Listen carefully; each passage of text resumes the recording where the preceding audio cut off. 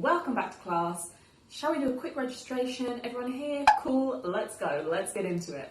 You are watching class number 2 in a series of IGTV videos between me, Body Pussy Panda, and the Dove Self-Esteem Project called Self-Esteem at Home. Like I've said in the previous videos, Dove is the largest global provider of self-esteem education across the world. They've been to 142 countries teaching young people body confidence, self-esteem, all that good stuff. So they've been places, and now they are bringing it into our homes while we're spending more time at home. Today, we are going to be talking about social media, which is a topic I would say that I kind of know some stuff about. We are going to be covering how social media makes us feel, the truth about some of the posts that we're seeing, who we should be following, and how to find balance at a time where a lot of us are maybe scrolling a bit more than usual. So I put some polls up on my Instagram stories a little while ago asking how you are all generally feeling about social media at the moment. So let's get them up, shall we? Got my little results sheet here. I asked you whether since staying at home you have spent more or less time on social media. And 90% of you said more, which I think is kind of to be expected during this time when we're looking for more connection. But is that making us feel better or worse about ourselves? Now, the Dove Self-Esteem Project has actually commissioned some research into this before, and in their research, they found that 60% of 18-year-old girls say that social media makes them feel worse about their appearance, which is really, really interesting because that was reflected nearly exactly in the poll that I asked you, which was, has social media made you generally feel better or worse about yourself during this time? And 61% of you said worse. So let's talk about that. Why is this thing that we're spending so much time on not necessarily doing us any good? As an influencer, I have had a very interesting relationship with social media over the years. It has changed a lot, but I spent a long time, probably years, linking my work to how many likes my content was getting. It's hard for anyone not to fall into that numbers trap. I think all of us, whether we are influencers or not, can't help but get some kind of validation from the likes. That is super, super normal if you have ever felt like that. I know I have definitely experienced heightened anxiety over checking my phone and fallen more and more into the spiral of just comparing myself to everyone I see, whether they are being more productive than I am or achieving better things, going to cooler places. When you're constantly seeing the highlight reel of other people's lives, it's really hard not to fall down the comparison rabbit hole.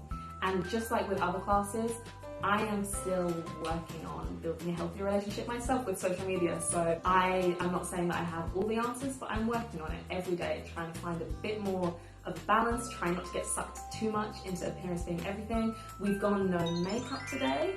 It's healthy for all of us to have, as well as the glossy picture perfect images, people just being themselves with human skin.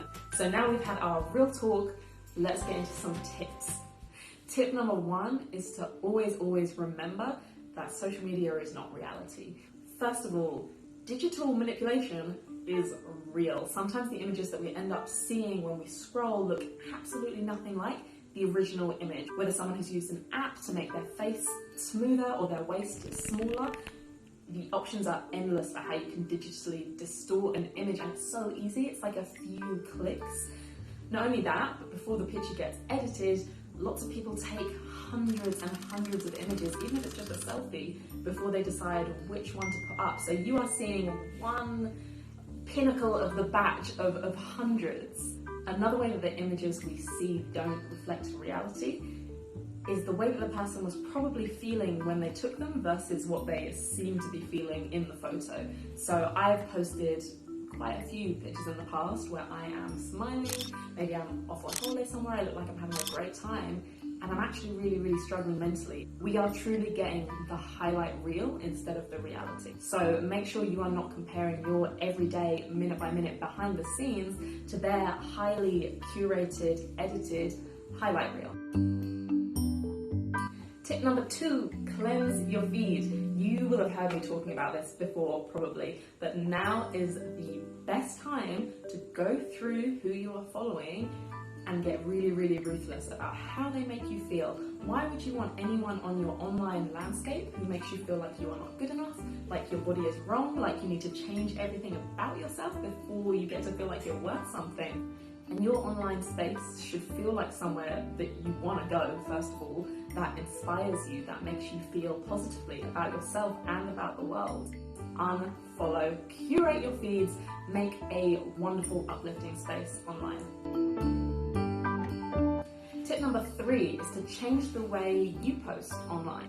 Now, like I said, it is so easy to fall into the trap of posting what you think is going to get the most likes, the most perfectly curated image. But what if we all spent less time worrying about getting likes and more time using our feeds to celebrate who we are and how multifaceted we are? What if we shared the things that we were creating? What if we made communities based on our interests? If you find yourself falling into that trap of posting for likes, I would challenge you one day to go completely the opposite way. Post something that is so authentically you. Even though you might not get that instant hit that you'd get when those numbers are adding up, you will feel a different kind of validation, and that comes from being authentic, which is so much more important than being liked. Tip number 4 is to make social media social. I remember back in the day of social media when we actually used to use it to keep up with our friends, to connect with each other, and more of us now are passive scrollers. But it makes us so much less connected to the actual human beings on the other side of our screen. So what I have done during this time, I challenged myself to stop mindlessly scrolling and just start making a dedicated part of my day about catching up with social media. I see what's going on in my feed and I engage with it. And just by doing that, by cutting down the time I'm on it, but using it more purposefully, that gives me a bit of a healthier relationship with social media. The final tip I have for you today is to log the heck out.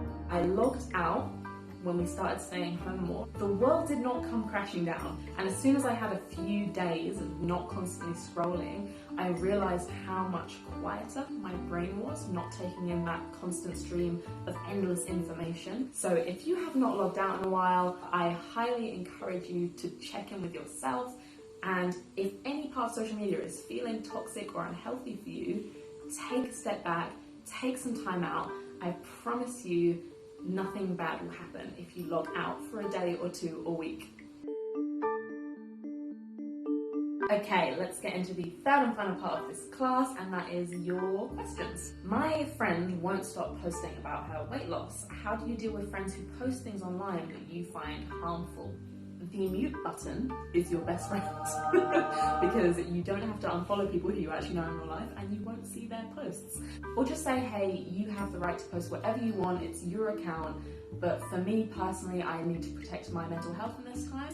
How do I stop feeling like everyone's doing more than me? That sometimes just sums up social media in a nutshell.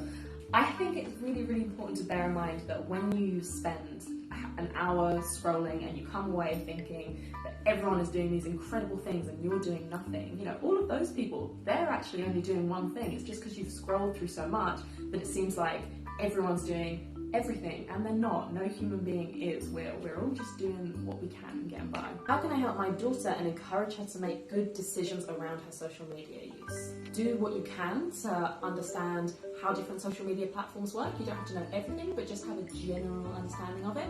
And then talk to her about what we've been talking about in this episode, about how edited images sometimes are, about how we are seeing the highlight reel, about how things are not what they seem, and encourage her to curate her feed. Okay, that about rounds up this class. Thank you all for being here. You may now go to your lunch break. Remember, there are more free Dove Self-Esteem Project resources at the link in my bio that you can go and have a look at and download. And I will see you very soon for class number 3. It's our last one. It's all about body confidence. So I'll see you there.